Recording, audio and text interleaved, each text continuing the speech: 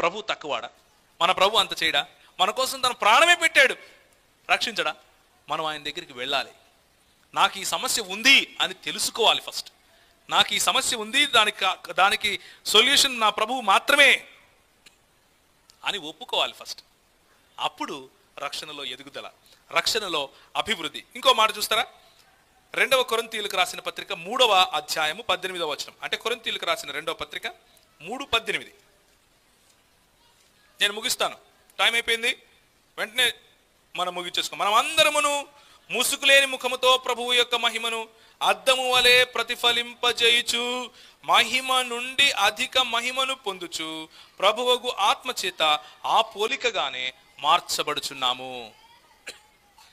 ఇప్పుడు మనము దేవుని పిల్లలముగా ఒక రకమైనటువంటి మహిమలో ఉన్నాం, ఒక రకమైనటువంటి దేవుని యొక్క కాంతిలో వెదుగుతున్నాం. కానీ ఒకరోజు వస్తుంది పరిపక్వమైనటువంటి సంపూర్ణమైనటువంటి మహిమలోకి మనము కాలు పెడతాం. ఆ దినము ఏమిటి అంటే మన ప్రభువు తిరిగి వచ్చిన దినం. మన ప్రభువు తిరిగి వచ్చిన దినం రోజు మనల్ని చూసినప్పుడు ఈడు మరుగు చూడరా అనకూడదు, ఈయన తలకాయ ఇంత పెరిగింది కానీ చేతులు పెరగలేదురా అనకూడదు, ఈయనకి వయసు వచ్చింది కానీ ఈడుగా చిన్నోడే రా అనకూడదు. అర్థమైందమ్మా? పొట్టోళ్ళు ఉంటారు భవనాలు అంటే, లేకపోతే మరుగుజ్జులు, అది శారీరకంగా వాళ్ళు పెరగకపోవడం అంతే.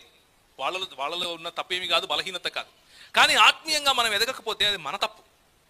ఎందుకు అంటే పరిపక్వత చెందటానికి ప్రభు అవకాశం ఇచ్చాడు, దేవుని వాక్యము అనే మట్టపు గుండునిచ్చాడు, ఎదగటానికి కావలసినటువంటి అన్ని వనరులు ఇచ్చాడు, సంఘాన్ని పోషించడానికి పెద్దలను ఇచ్చాడు.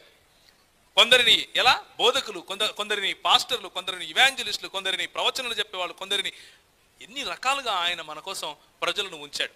ఉన్న వనరులను ఉపయోగించుకోకుండా, అభివృద్ధి కాకుండా, సంఘంలో ఎదగకుండా నేను రక్షింపడ్డానంటే ప్రభు అంటాడు, అసలు నువ్వు ఎవడో కూడా నాకు తెలియదు అంటాడు.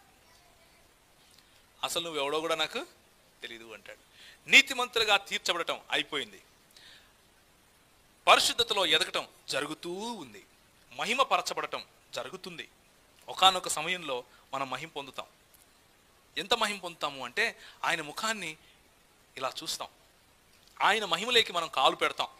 ఆ మహిమగల దేశంలో మనం ఆయనతో ఉంటాం, ఆ మహిమగల దేశంలో మనము ఆయనతో పాటి మనము జీవిస్తాం, ఆయనతో పాటి ఆయన మనం అనుభవిస్తాం, ఆస్వాదిస్తాం. ఆయన మాటలు ఒక్క మాట వినటానికి తరించిపోయే మనం ఆయనతో సంగతి చేస్తాం, ఆయనతో మాట్లాడుకుంటూ ఉంటాం. ఒక స్నేహితులు ఎలా ఉంటారో అలా మనం ఉంటాం. ఆయన మహిమలో మనల్ని ఆయన తీసుకుంటాడు. మనం ప్రభువునందు నిద్రించినప్పుడు, లేకపోతే తిరిగి ప్రభు వచ్చినప్పుడు ఆ మహిమలో కాలు పెడతాం.